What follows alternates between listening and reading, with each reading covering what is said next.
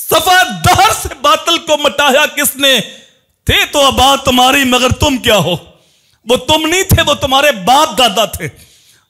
اللہ اکبر! جو قرآن کے ساتھ جڑے ہوئے تھے ان کو پتا تھا کہ اسلام امن کا درس دیتا ہے، ان کو پتا تھا کہ دین اسلام کا بنیادی درس امن ہے، سلامتی ہے، لیکن وہ یہ بھی جانتے تھے کہ جب گنڈے تمہارے گھر میں گھس آئیں، تمہاری عزت پہ حملہ کریں، جب تمہارے بچوں کو ذبح کریں، جب تمہاری جائیدادیں ہڑپ کرنے لگیں، جب تمہاری عزت محفوظ نہ ہو، پھر اسلام امن کا درس نہیں دیتا، پھر جہاد کا درس دیتا ہے۔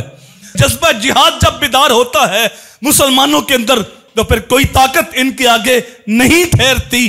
تو کہا وہ تھے تو آباد تمہاری مگر تم کیا ہو؟ ہاتھوں پہ ہاتھ درے منتظر فردا ہو۔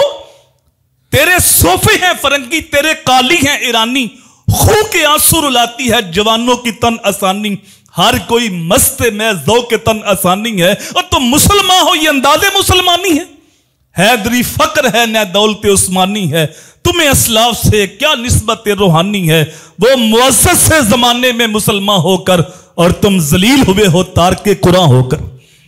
تم نے قرآن سے رشتہ کمزور کیا ہے، قرآن سے رشتہ مضبوط کرو، پھر قرآن تمہیں بتائے گا کہ جب کافر کا ظلم حد سے بڑھ جائے تو اس کا پنجہ کیسے توڑنا ہے۔ پھر قرآن تجھے بتائے گا کہ جب تمہاری عزت پہ غیر مسلم حملہ کرتا ہے تو پھر ان کی ٹھکائی کیسے کرنی ہے۔ یہ قرآن تمہیں بتائے گا کہ ان کے اوپر غالب کیسے آنا ہے۔ اللہ قرآن میں کہتا تمہیں کیا ہو گیا ہے، تم اللہ کی راہ میں جہاد کیوں نہیں کرتے؟ جب جذبہ جہاد بیدار تھا، 9 سال کا اور 11 سال کے حضرت معاذ اور معوذ جنگ بدر کے اندر ابو جال کے ٹکڑے کر کے رکھ دیتے، یہ جذبے تھے۔ اور آج اگر ہم ان ماؤں کو دیکھتے ہیں جو فلسطین کے اندر ہیں تو یقیناً وہ اسلاف کی ماں یاد آتی ہیں۔ میں دیکھ رہا تھا ایک نوجوان انٹرویو دے رہا تھا، اس نے نقاب کیا ہوا تھا، تو اس کی ماں آتی ہے نقاب پیچھے کرتی ہے، کہا بیٹا نقاب ہٹاؤ، ہمیں کس سے ڈر ہے؟ ہم نے تو ڈرنا صرف اللہ کی ذات سے ڈرنا ہے، ہمیں اسرائیل والوں کا کوئی ڈر نہیں ہے۔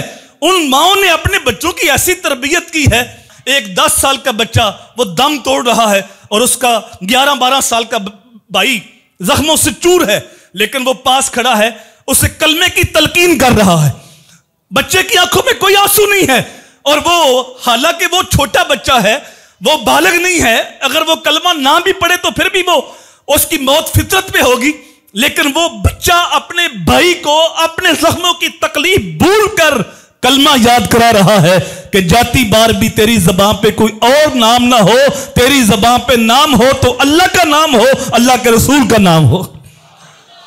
تو جب یہ جذبے قوم کے اندر ہوتے ہیں تو پھر ان جذبوں کو کوئی بھی مات نہیں دے سکتا۔